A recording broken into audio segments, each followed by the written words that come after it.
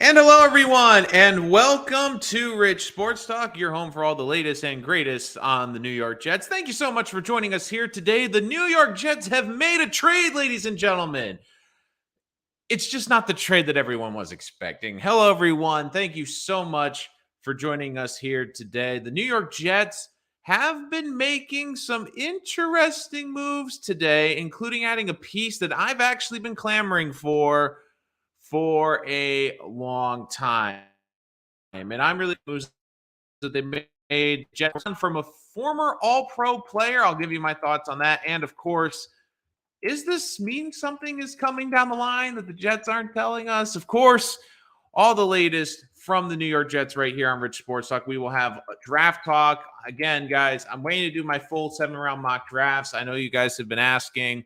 I'm waiting to do them until after free agency so I can get a better deal on everything. But I just wanted to kind of wait to make sure. But the big news today, a couple hours ago, the New York Jets have agreed to send a 2024 7th round draft pick to Baltimore in exchange for safety Chuck Clark.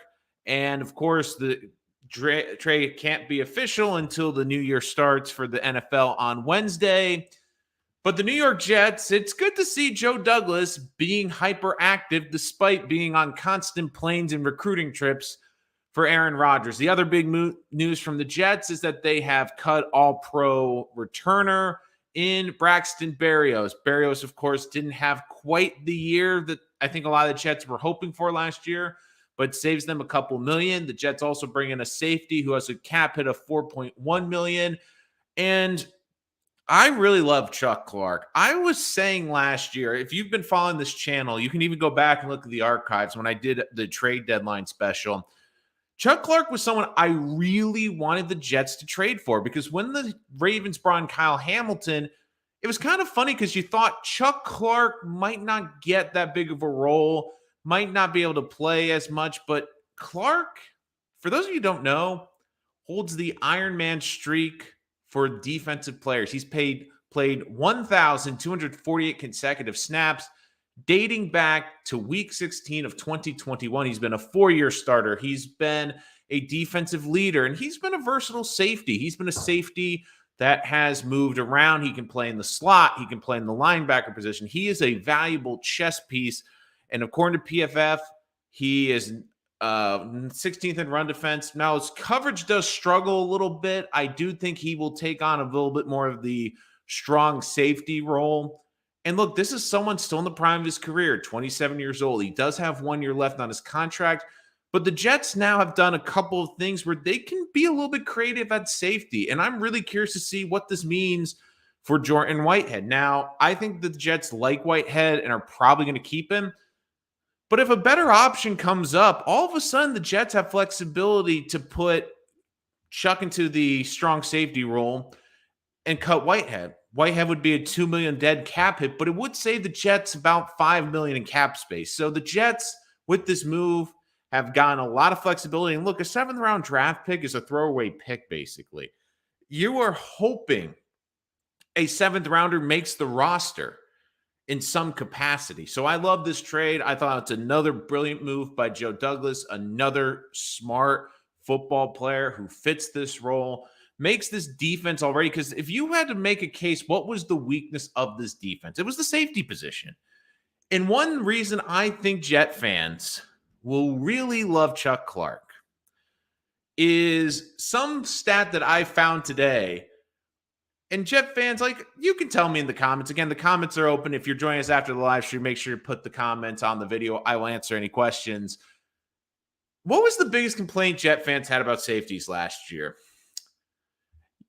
Come on, guys. I'm waiting to hear from you. I know what it was. It was the tackling. Every time I would do a live stream after the game, because I do live streams after every game recapping, oh, the tackling. Joyner can't tackle. Whitehead can't tackle. And you know what? It's kind of the case when you looked at the percentages of tackles.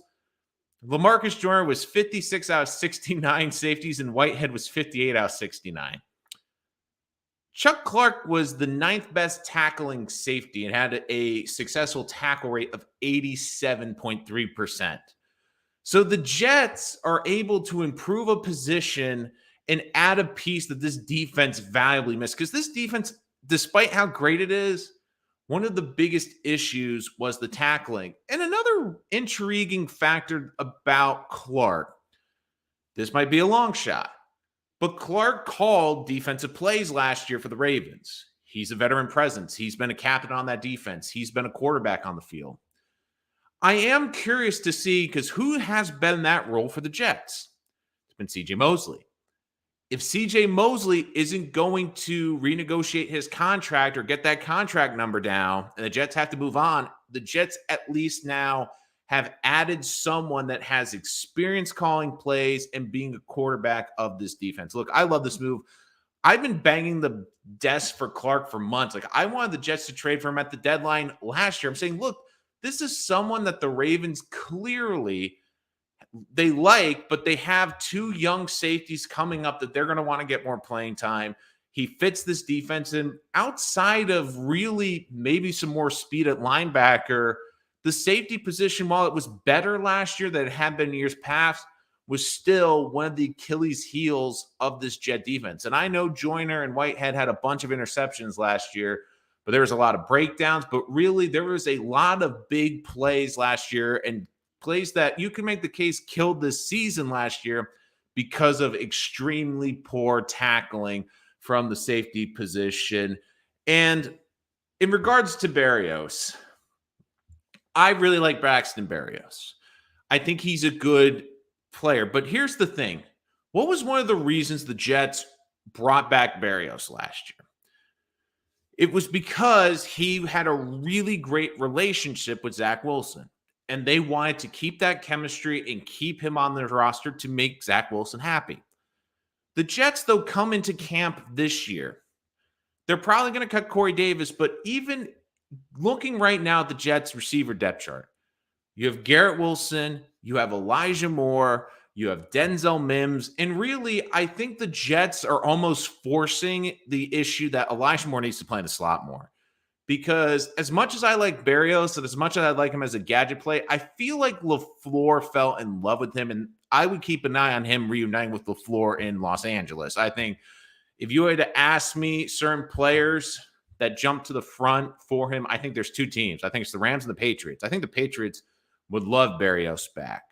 I know that'd be a nightmare for Jet fans, but look, the other thing too is the biggest impact Berrios has is a kick returner. The way the NFL has shifted now, though, it is so hard to be a great kick return because they basically eliminate most of the kickoffs in the game. Punt returns, if you have a good punter, they're going to angle them to the sideline. Like, having a great kick returner is nice, but I do think that the Jets could find another person to fit that role. And while I will also not rule this out, I do think the Jets would like to bring Berrios back. The reports are that they wanted to, just a reduced salary. It's going to be interesting. If there's not a big market for Berrios, I don't think there's going to be a big market, but if the Jets can get him back, I think they would love to have Berrios back at the right price. But you also are wondering too, are they leaving some cap space opening for veterans on the league minimum or veterans on cheap contracts? Like, could the Jets, if let's say Rodgers is brought in, which is seeming like it could be the case, are they looking to open up wide receiver slots for those receivers? And I do think the Jets are going to be aggressive in free agency. And one really interesting name popped up. And I see, you guys are in the chat. I will get to you in a second. But there is a really intriguing name that I'm curious to see how the Jets would handle this. Now, the cap space will be tight. But Adam Schefter reported today that Adam Thielen and the Vikings will likely part ways in the coming days, and Thielen will be a free agent. If the Jets could somehow bring in Thielen, I think that would be a great move for a couple of reasons. Number one, it's a veteran receiver, especially if you bring in a veteran quarterback. The other reason I would bring in Thielen, I don't think Thielen is a great one, but I feel he is an unbelievable number two. And if you put Thielen behind Garrett Wilson, you have Elijah Moore in the slot, and Denzel Mims is your fourth receiver, I think you have a pretty damn good wide receiving core. So I would keep an eye on that, but I also give Joe Douglas a lot of credit. And I know Joe Douglas gets a lot of grief for his free agency. I get Joe Douglas deserves the Zach Wilson trade. But Joe Douglas, in terms of his draft overall, has done a very good job, but he has been an unbelievable trader. He has gotten unbelievable value for picks, but this is a very good sign for the Jets because we have seen Joe Douglas be the flipper. He has flipped Jets players for draft picks we didn't think were possible. Chris Hinton for a fourth, Jamal Adams for 2 1s and a 3. The question I had about Joe Douglas, we saw him be aggressive and trade up in the draft, but was he going to be someone, as someone that covets his draft picks, was he going to be someone that would be aggressive and use those picks to go and acquire talent? And when you think about it, the Jets are getting a young safety in the prime of his career, an Iron Man, someone that never comes off the field, someone that is one of the best tackling safeties in football, someone that has a great cap hit. And I know it's a 1-year contract, but they're trading a 7th-round pick for that type of player.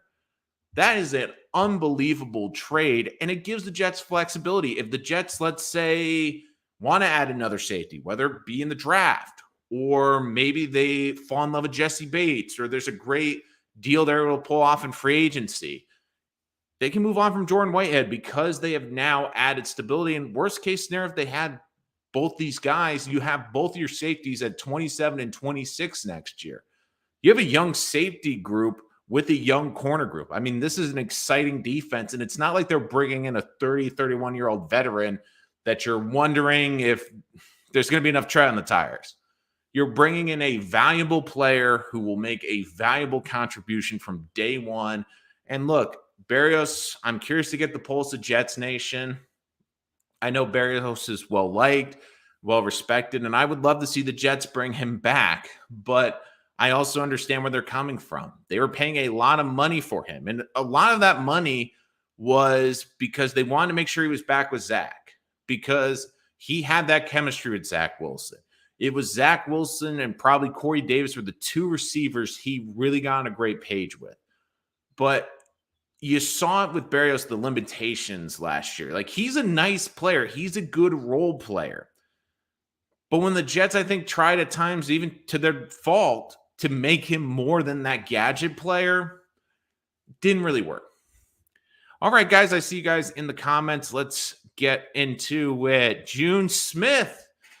This was a great move. I completely agree with that. James Polini, Rich just got in. What are we going to do at center, in your opinion? I think there's a lot of options.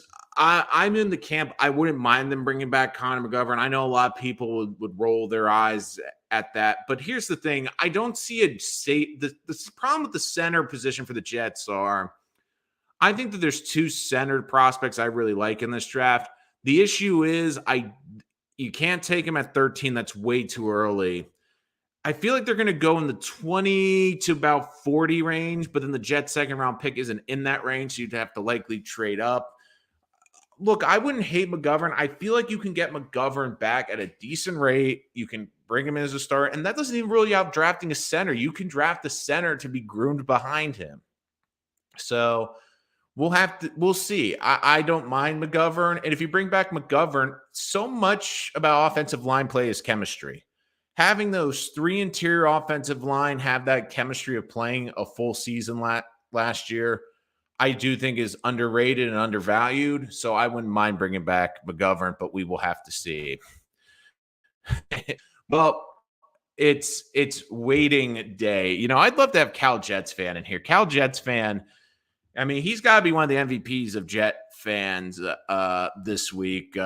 He was unbelievable. If you want to check it out, Cali Jets on Twitter, man, he was literally hiding out in the bushes at the airport where the plane came in. He was taking video, taking pictures. I mean, he's got. If we had to give out a Jets Twitter MVP this week, Cali Jets has got to get that, man. I mean, he did an unbelievable job. What do you think about releasing Mosley and signing Edmonds? Will they still have money left over from that move? The problem you run into, CJ Mosley, is, again, people want to say that Douglas is a bad GM. Well, the worst contract on his book is a GM for the Jets, was fired years ago. And at the time, I got why they restructured the deal, but now I don't love the restructuring of the contract. So the problem with Mosley is if they don't restructure, he has a $21 million cap hit for 2023. If they cut him, I believe, post June, I have to look at this. Um, Basically, right now, like the Jets would not get savings with the cap, because he's got his bonus is so large, and they backed up the bonus for him. I believe, according to Spot Rack, it's $14 million of dead money, and it's 21 million on the book. So next year almost would be better. It's not great because the Jets would only save about 6 million this year, where next year it'd still be the 21, but it'd be a 10.5 dead hit. So what that would do is it'd be about 11 in savings. Either way, it's not great. So the other problem too with the contract is the way it's voided in 2025. And look, like when you're paying a middle linebacker 9.43% of the whole cap, it's not a good number. So if personally, if I had my choice, I'd have Edmonds, younger, more Pro Bowlers, faster player. I would rather have him. I just think it's going to be tough to add that on. And the other big thing too is that they got to figure out the cap situation. The big thing is get Quinnen Williams locked up so you can figure out the rest of the cap. Get Quinnen Williams locked up, and we'll figure out the rest there. Christopher Smith, the safety from Georgia, would complement CC really well. Yeah, Smith is a really good a ball hawk. I mean, I really did like him as a player. He's one of my favorites in the draft so far this year. Trying to think who else I had. A couple of other players I really liked. One safety I really like, he would be a later safety. Would be JL Skinner, the safety from Boise State. I mean, he's a bigger safety at 6'4", 220. But his big thing is he's a good zone coverage man, struggles a bit in man. I think you could get him day 2, day 3 of the draft. JL Skinner, someone I liked. I thought about Daniel Scott. The problem with Scott is he's a bit older of a prospect. He's 25 years old. But he's probably going to be sitting there because of his age on D3. So he's someone I would also keep an eye on as well. Yeah, like I feel like he just dressed as a bush and hid there. I mean, it was something, man. The real money saving is going to come from renegotiate deals. Yeah, CJ's got to renegotiate his contract. The big thing too is I think the Jets are waiting to see with the Rodgers contract how much it eats, and based on that, I mean, I'm expecting Corey Davis to get cut. I'm expecting Carl Lawson to probably be renegotiated or cut. John Franklin Myers is a bit high for my taste. I think the Jets would love to renegotiate that contract if they could. I mean, the big thing too is Quincy Williams. Like, how much are you going to pay for him? Now, if you have to pay a little bit of a premium for Quincy Williams to get Quinnen Williams, keep them both happy, I mean, I wouldn't hate that either. I mean, Quincy's a really funny wild card with the Jets. Like, I don't think it'd be the worst thing for him to go away from the Jets. But if Quincy and Quinnen are dead set on playing together and it's going to help Quinnen sign here, I would try to make sure Quincy's here. If it's that important to Quinnen, make him happy so he signs a deal. Yeah, I think a lot of teams would love a ball hawk. The thing too is like the Alabama safety. I saw a couple mocks of him going to the Jets at 13. I don't think that's going to happen. And the funny thing is with him, he reminds me a lot of Chuck because they're around the ball, but they're not exactly the big ball hawk guy that's going to get a bunch of interceptions, but they're versatile guys that can line up over the field and play multiple positions. And that's what I think they got in Clark, where the ball hawks, like I'm trying to think, like I'm just thinking off the top of my head of the safeties in this draft right now, because there's some good ones. I mean, Brian Branch I think it's out of play for the Jets, obviously, because look, I really don't see the Jets taking an opportunity on him like that. Because let's be honest, if the Jets if the Jets took him as a safety, I think there would be a small riot if the Jets took him at safety. I mean, look, it's a really good. It's a really deep corner class. It's not a really great safety class, and a lot of the safeties are kind of more similar to what the Jets already have. A lot of guys that can play in the box, big and physical. There's not really a ton of pure ball hogs. I don't know if the Jets maybe are creative and think they can convert one of these corners to a safety. Personally, I don't love that, but I think a great indication of the safety class. I'm a big fan of Dane Brugler and his scouting, and he unveiled his top 100 players in the draft. He has exactly one safety in the top 100. So basically, the top 100 is roughly the first 2.5 rounds. So what he's telling you is there's probably there's one safety worth a first day pick. There probably isn't, maybe two total safeties that could go in the first 2 days of the draft, maybe three. I like Corey Davis, but do you think he'll be following Braxton out the door? It depends. Let's hypothetically say Aaron Rodgers is the quarterback, and Aaron Rodgers really likes Corey Davis.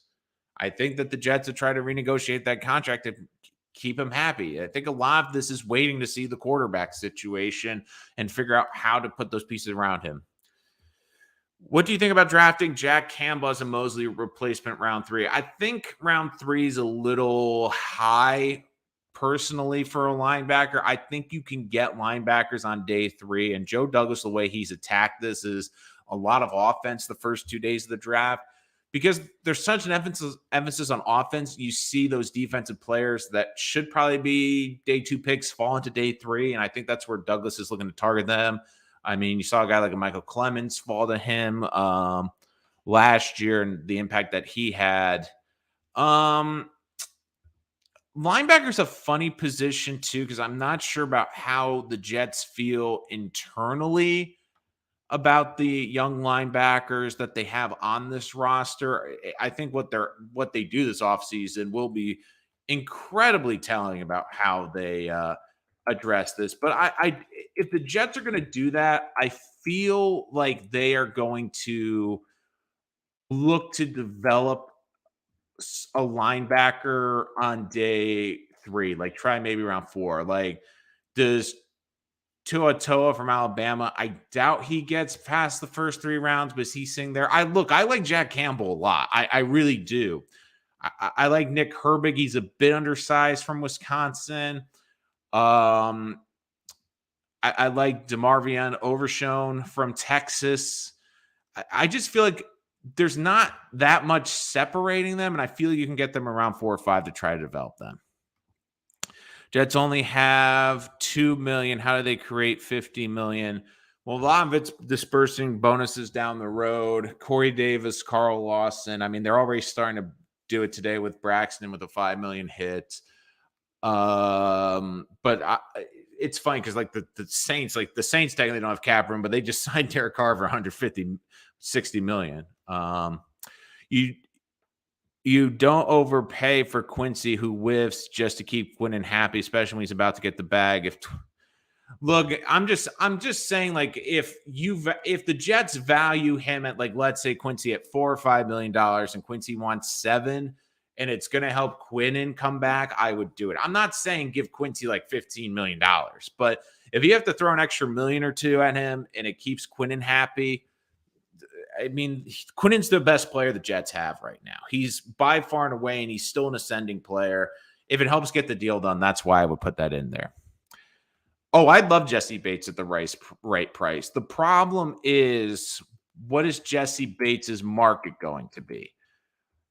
We saw the Jets last year entertain safety, but they didn't really want to go above the 14 or 15 million. I just get the feeling that some team is going to give him 16, 15 to 17 million. And think about it, he's a 26-year-old. He's one of the best in the game at his position. I could see a team, and there's a lot of teams with a bunch of cap space. Like I could see the Bears, who love defense.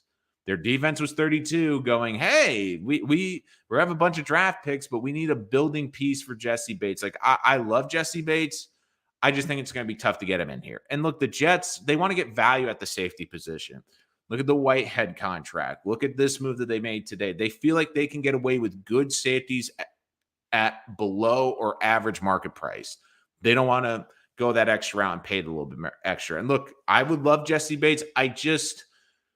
If the Jets are going to overpay on defense, for me, it seems like it would be defensive line would be the spot they would do it, not safety. The cap isn't real. Yeah, I Gangrene, I just pointed that out there too. The right price. If you give him 12 million a year, maybe, but I just feel like some team's going to give him a big contract. I really do. I think that's a good comparison to Herbig. I think he's better than Herbig. Herbig's, I think, a starter in this league, but I think this is someone that's a high-end starter. Probably not a Pro Bowler, but just a level below where he's going to be a solid player that comes in every week, plays every snap, and makes a contribution. Overshown will be a Jet. Mark my words. I would love to know why why you think that so passionately. And look, I do like Overshown a lot. I think that there's a lot that I really like about his game. And Overshown to me is also a player that I could see sitting there round 4, round 5, I mean, round 4, 5, 6 of the combine. Like this is someone that is really good at getting up the field, making some blitzes. The big thing though is he's been pretty good in coverage too, which is some of the Jets really need. I think he could be a really good player for the Jets. I mean, I wouldn't hate that for him. I know I'm just looking at someone like this and the next gen stats, which are a little bit overblown. But look, I think he could be a player the Jets target, but he would probably have to be a day 3 pick as well. Inflation for everyone. Yep, contracts definitely going up. That's why I think Bates is going to get back one. Quincy, Texans are taking Quincy and Quan. I don't think they take both. Maybe one or the other. I also don't think they're a fit because I have to see too. I'm not sure. Did D'Amico Ryans announce what defense he's running there? Because D'Amico, when he played, was in the 3-4. I know in San Francisco they played the 4-3. Let me check that out because if they're playing the 4-3, both those guys fit. But I'm curious to see what D'Amico Ryans decide what he's going to do.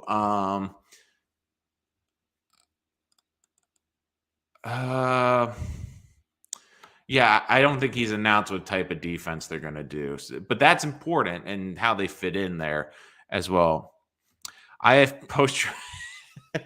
Well, the good thing about Clark is he's a good tackler. He's one of the best tackling safeties in football, and it's like I give the Jets credit. They realize what's the biggest weakness of our safeties? They can't tackle. So what do we get? One of the best tackling safeties in football.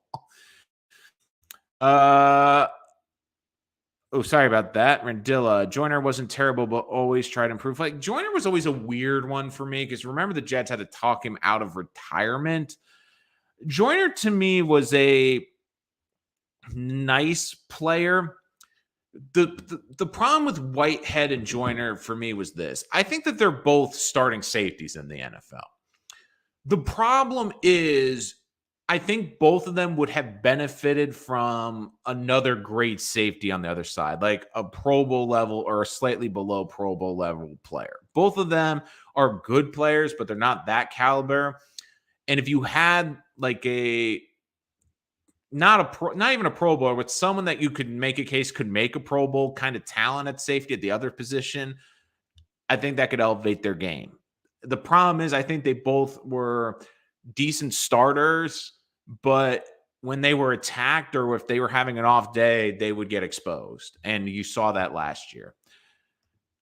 He has the body type and ability style loves. Yeah, look, we're talking about someone that can play linebacker, that can play nickel, that can play all over the field. And look, he's a defensive captain. He was calling plays last year. And look, I know he's not a big ball hog, 0 interceptions, but 4 pass deflections, 101 tackles, ninth best tackling safety according to PFF last year. And look, he's an Ironman. He played 1,248 consecutive snaps. This is someone like the Jets. You want someone that's going to be healthy. And the Jets got a lot out of the safeties last year. They were pretty healthy. But you look at this Jets defense, like you want players that are going to be available. And I think that's part of the problem with the offense was they had so many injuries. So the Jets are looking for guys that are going to be on the field constantly, and they're going to be out there making plays and basically just available.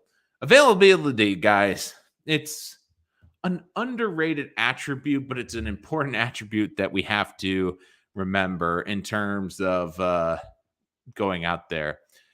LeJ Doosable with a good one. Another thing to watch for is what tender they put on Bryce Huff. I do think the Jets are going to put the tender on Bryce Huff. I'm curious to see what that's going to be, but I wouldn't let him walk out the building. But look, this is the reason they cut Berrios, and someone before is asking they need clear cap space.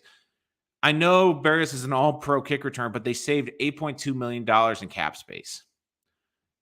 And could they bring him back on a decent deal? I think that they could, but that to me was a really good move and a smart move. Like, I like Berrios a lot, but not. The problem is you got to figure out the budget, especially if you're bringing in a big market quarterback or quarterback that's going to have a big market.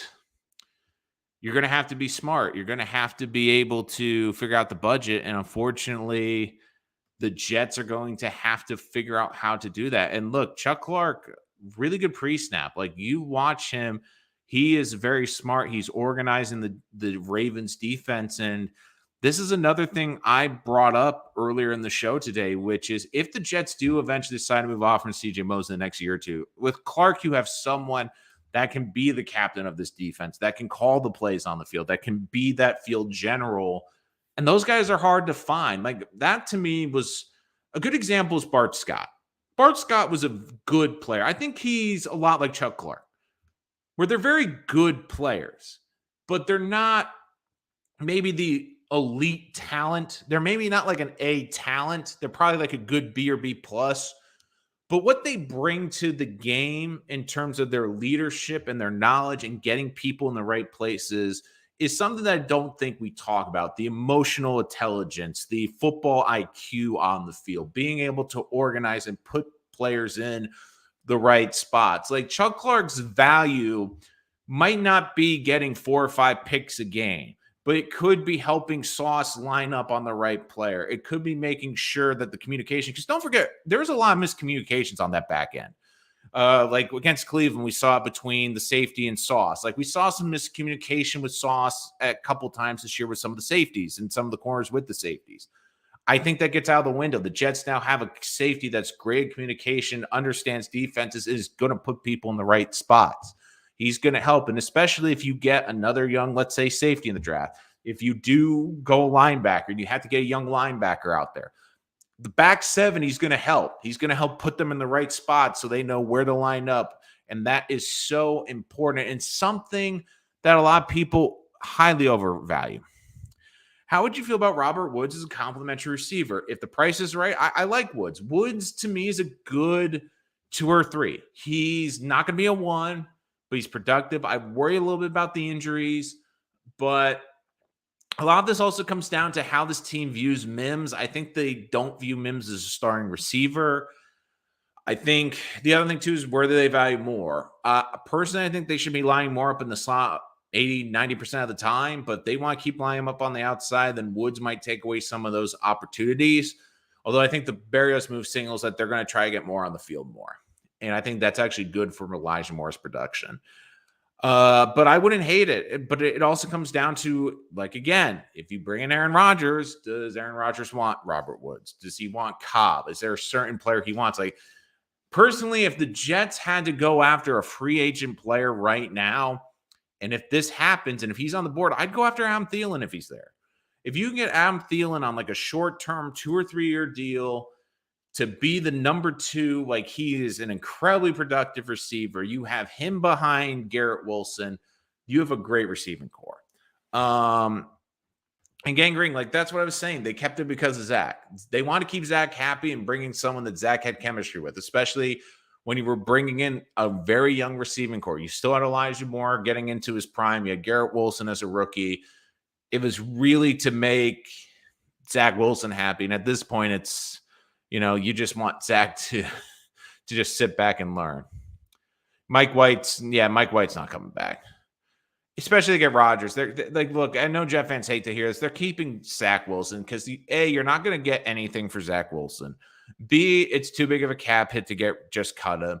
And C, I think part of the reason is the Jets are trying to salvage this. And I know Jet fans roll their eyes and get upset and get pissed off. But look, there's a reason why top 10 players get opportunity after opportunity after opportunity, because they have the talent. Someone sees the talent. And for everyone that kills the Jets about Wilson, the Eagles wanted Wilson. The 49ers wanted Wilson. I mean, there's a lot of good, smart people in the NFL that wanted freaking Zach Wilson other than the Jets. And the other thing with this whole thing with Zach Wilson is, worst case scenario, maybe he plays well in the preseason.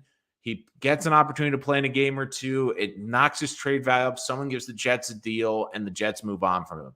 Maybe that's what they do. But he is not going anywhere. And I know Jet fans will roll their eyes. They'll be upset about it. But look, teams try not to give up on top picks. Why do you think Josh Rosen, who looked even worse, got opportunity after opportunity? Baker Mayfield has been passed around like a hot potato, but he still gets opportunities because he was the number 1 overall pick in the draft. I would, June. The problem, though, I think you're going to have to trade up in the draft. I think what you're going to have to do is trade up to basically get someone late first round or early second round in terms of the interior offensive line. Now, I think the best center prospect is John Michael Schmitz out of Minnesota. I just have a feeling he's going to go in that Linderbaum range, the late 24 to 32 in the draft. A player I'd also look at too, Darnell Wright, the offensive tackle for Tennessee. If he's there late first round, early second, I try to go up and get him.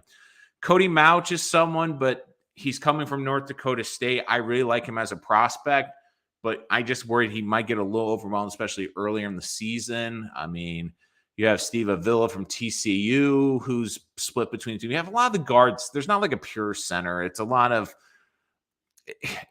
like guards who are going to play center, like Joe Tippmann.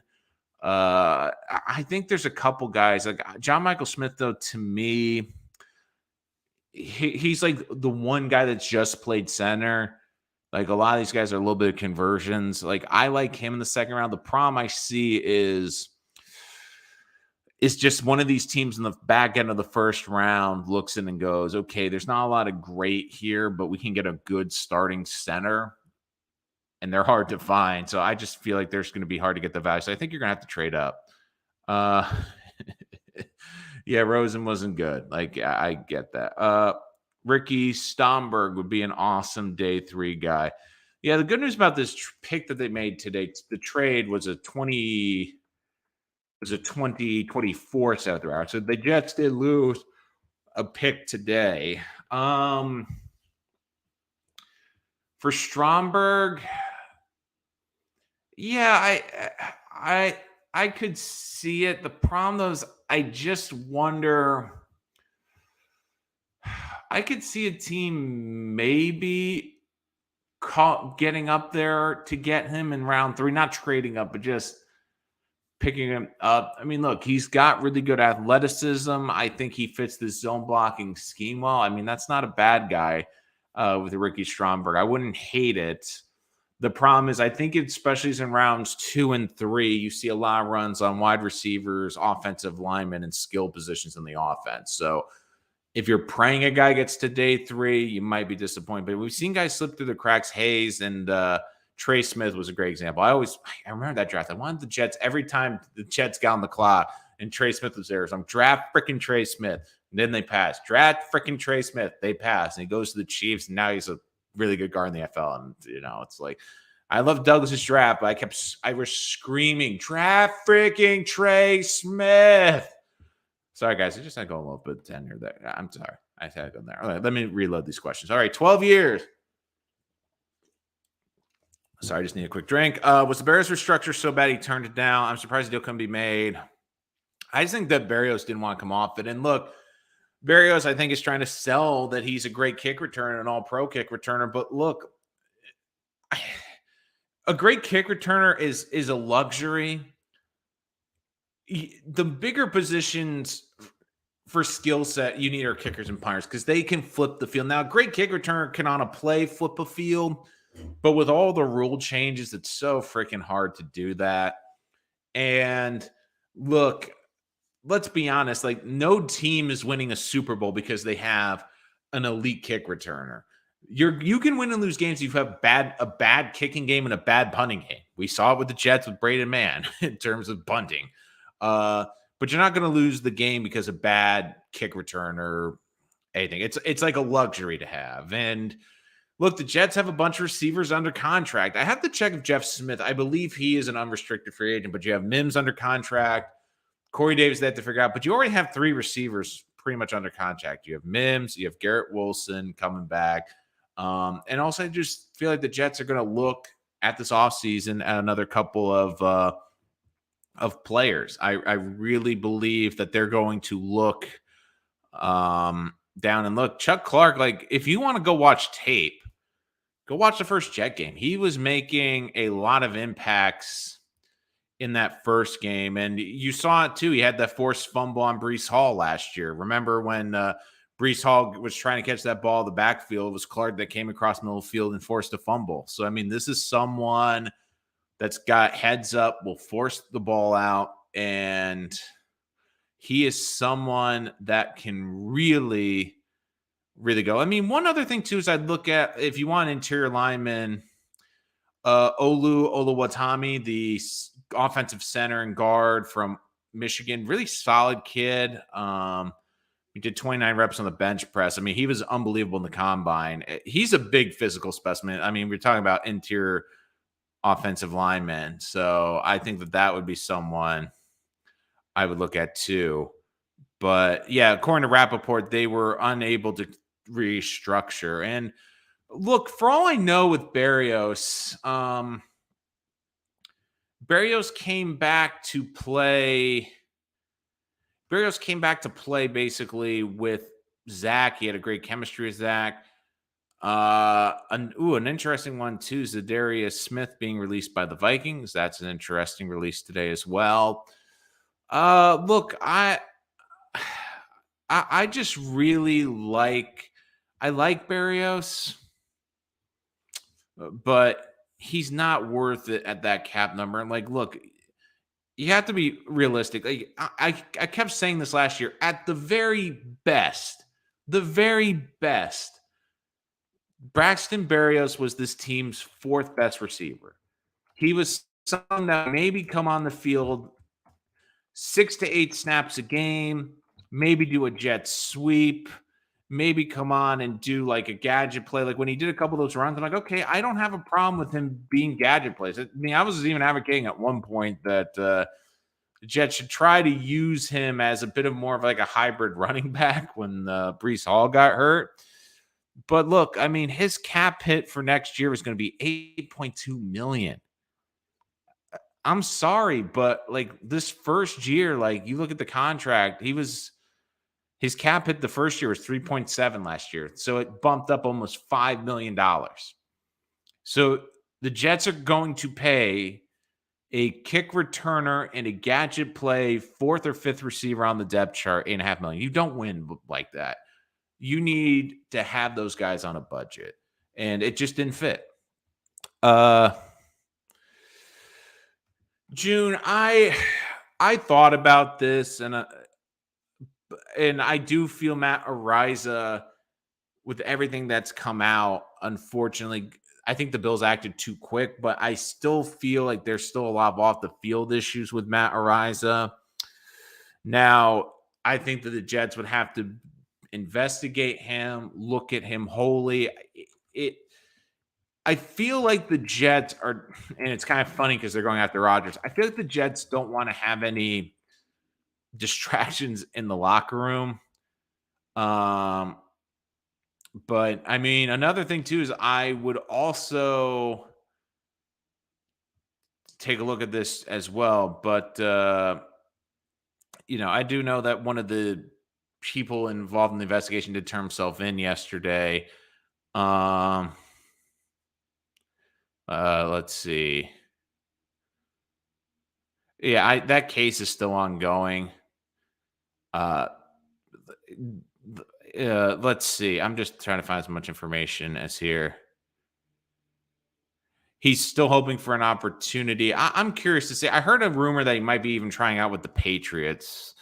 Um, but look, I think one thing about this whole trade today too is, does this mean that we see Jordan Whitehead get cut? Because basically, Clark is similar to Whitehead a lot, and when you look at Clark, like where he played a lot, he was all over the field, but he played a lot of the free safety, played the box, he played the slot. Like he played a lot of versatility, but he leans a little bit more toward the strong safety where Whitehead plays. And look, if the Jets cut Whitehead, they save $5 million or over $5 million. So I would also keep that out there too. Oh, absolutely. I'd go for him in a heartbeat. If the Jets can figure out financially, I'd go for it in a heartbeat. Thielen is highly productive. He would be like, look at the impact he's had in Minnesota. I mean, Justin Jefferson is an unbelievable receiver, but Adam Thielen still highly produces. I mean, you could make a case he's the best number 2 receiver on a team in the NFL. He's been consistent. He stays remarkably healthy. And even though he has some down years, I mean, even last year, I mean, highly productive, 700 yards, 6 touchdowns, big threat in the red zone, 6'2". He adds an element of a little bit of a bigger receiver the Jets don't have. I think he would be unbelievable. I think he'd be a great fit. I see Justin Jets his profile picture to match the cave of Aaron Rodgers. So good call, Justin Jets. Yeah, I think he's enjoying it too. But I think that the Jets, even the Jets, if somehow this doesn't work, I mean, they still have Lamar Jackson, because I didn't think Lamar Jackson would be available, but I do think he's available. He performed well in 20. Yeah, and that's why he got the contract extension. But you look, he's a gadget play. And look, I think Gangrene sums it up. Like, if I was to ask a Jet fan about Braxton Berrios, it's one of the first things they would say? I was kind of frustrated with Berrios because I feel the Jets used him too much over Elijah Moore. Like, Elijah Moore should have gotten more of those touches. Like, you heard it on all the broadcasts and all the Jets channels. They're all like, wait a minute. Can someone explain to me how Berrios is getting these touches over Elijah Moore, or he's getting all these targets?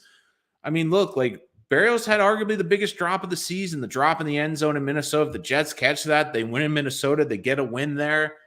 We might be talking about the Jets making the playoffs this year. So, I mean, there's a lot of big moments. And unfortunately, if you're a kick returner, you don't have a big return or a big – I mean, he had some nice returns this year, but Berrios didn't really have a standout kick return this year. So I don't have a problem with the Jets moving on from him. And look, they got to figure out their cap space. And the problem is, I just feel like you can get a similar player for a lot cheaper in value. I'm curious to see where he goes, though. If I had to bet where Berrios goes, I bet he goes either to the Rams or Patriots. And this is from Rich Cimini. I mean, look, the Jets cleared $8.6 million by cutting Braxton Berrios and reworking CJ Uzomah's deal, but they are taking on $4.1 by trading for Chuck Clark. So they still need to create more cap room. So I mean, in the grant, they've created about 4 million, but look, I think there's still guys on the block. You can talk about them moving on from Carl Lawson, from Corey Davis. There's other moves the Jets can make. Well, this is getting juicy. Vikings Pro Bowl pass rusher Zadarius Smith informed the team that he wants to be released, I'm told, but the team has no plans to do that. The situation remains unsolved. So, yeah, that's going to get interesting. Oh, wow. So that's going to escalate a little bit quicker. And look, the other thing too is like I do think a trade is coming. It's just figuring out all the moving pieces. And look, the Jets are also like, if the Jets didn't feel like they had to make some of these moves today, I do wonder if they would have been this aggressive on cutting some of these players and cutting Berrios today and making more cap room in the safety. I mean, I wouldn't be surprised if they cut Whitehead. It just feels like to me they're opening up the cap room for Quinn and for Aaron. Like that's what it seriously feels like. I think they have time, Justin Jets. I know there's a lot of pressure, but look, it feels like one of two things is going to happen. Rodgers is going to retire. He's going to the Jets. Packers don't want him back. I think it's just coming down to a lot of Aaron likes dragging this out, but a decision is going to come at minimum to me the night before free agency because the Jets are basically going to say to Aaron, look, we need to figure this out so we can attack free agency. We need to know A, what our budget is, like B, what players you'd like potentially for us to bring in for you on the offense. So I feel like it's going to get resolved at some point this weekend. You know, I kind of, you know what I think it's going to happen? I almost can guarantee you Aaron Rodgers likes the attention, right? And the NFL would love to steal some headlines this weekend, right? Because you can't tell me they weren't a little PO'd about the NBA taking over Super Bowl week with all the Kevin Durant, all the trades. So what's this weekend? Oh, that's right. It's the selection weekend for the NCAA tournament. Why do I get this suspicion that during the middle of that presentation or at the start of that presentation, all of a sudden you're going to get the breaking news Aaron Rodgers traded? I would think for Rodgers, who loves that drama, I just feel like the biggest day in college basketball and maybe even college sports gets uprooted by the National Football League and Aaron Rodgers making attention. So I do think that would be interesting. Gangrene, I wouldn't be surprised Austin Davis are part of the Rodgers deal. I don't think they're taking players. I think it's just picks. Could Corey Davis be involved in the trade? Sure. I mean, it does give them a veteran receiver. I don't know. I mean, I doubt it's going to be a ton of players, and they already have a really good defense. I think Lawson's going to be funny because I think the Jets could bring him back on a cheaper deal, but if they really had to, they're going to cut him because they have Jermaine Johnson. I think he's someone the Jets really like. They spent a first-round draft pick, and they traded up to get him last year. And look, I wouldn't rule out a pass rush this year. Like, I've been looking at the Jets at third team. Call me crazy. Like, I love the tackle position, but I said this when the Jets brought back Dwayne Brown. Now the Jets I want them to upgrade tackle. But they're not as, I would say, desperate. So what if one of the best pass rushers, like a top 5 pass rusher, falls to the Jets at 13? I wouldn't rule that out because I really believe there's going to be a run on quarterbacks, guys. I really do. Like, I'm not saying Will Anderson falls there, but could Tyree Wilson from Texas Tech fall there? I mean, he's 6'6" and 270. I mean, he's a freak athlete on the edge. I mean, another edge rusher too, Miles Murphy. There's a couple of really good edges at the top of this draft. I think it's a little high for Lucas Van Ness, but Brian Breesy, the interior D tackle from Clemson, to pair him inside with Quinnen. I mean, look, I do think Broderick Jones, a couple of these offensive linemen are in play, but the Jets now, they have some options there at 13. Should Jets become another running back late in the draft? I think they will. I think Michael Carter is what he is. I think Michael Carter is a nice change of pace, nice running back out of the backfield piece. I think he's someone that the Jets like as like a rotational back. But the thing, though, Justin Jets, Donovan Knight was pretty good last year. I think that this team really likes what he brings to the table, the anger he runs with. I think they got a little bit of a gem there. It depends. If there's a running back that the Jets have like a third-round grade on that falls to them in round 5, I think Joe Douglas will always go for the value. But look, I thought Knight last year in the limited role he played, I thought he was pretty decent as a running back. He ran with some nice pop. I'd like to see him get more touches personally. Aaron Jones has made a plea for Aaron Rodgers to say, right. Well, also, I think Aaron Jones is locked into a contract there, and they see Jordan Love in practice. I really think the Packers are annoyed. I think they kind of just want to see what they have with Love, but I think the players know, like, it's going to be a rough year with Jordan Love. It might be good, but it might be tough. Dakota J, big, awesome move. Like, that's like, look, this move will get overshadowed when the Rodgers trade comes out. But I think this was a really good move and a smart move. And it also shows the Jets are on top of their shit. It shows that the Jets are organized. It shows that Joe Douglas, while trying to lure Aaron Rodgers, is also keeping tabs around the league, being aggressive, going out there and making sure everything is working. And here's another interesting thing I was thinking about today. I wouldn't love it, but there's a receiver, like Adam Thielen would be my first choice. But there's a receiver that was thinking about joining Aaron Rodgers last year, and a receiver that's on the free agent market, and a receiver that if Aaron wants and they can agree to a deal, because I don't think this receiver is going to get a huge contract and probably will get a 1-year contract. And while I was vehemently against it with a young quarterback, what if OBJ decides he wants to come to the Jets? If Aaron Rodgers comes and the Jets can get him on a cheap 1-year contract, I mean, I wouldn't hate that move because there's little to no risk, and I feel a veteran quarterback like Aaron Rodgers could handle it. So personally, I would rather go with Thielen, but I also wouldn't rule OBJ out. I think that could be another avenue the Jets could explore. I mean, I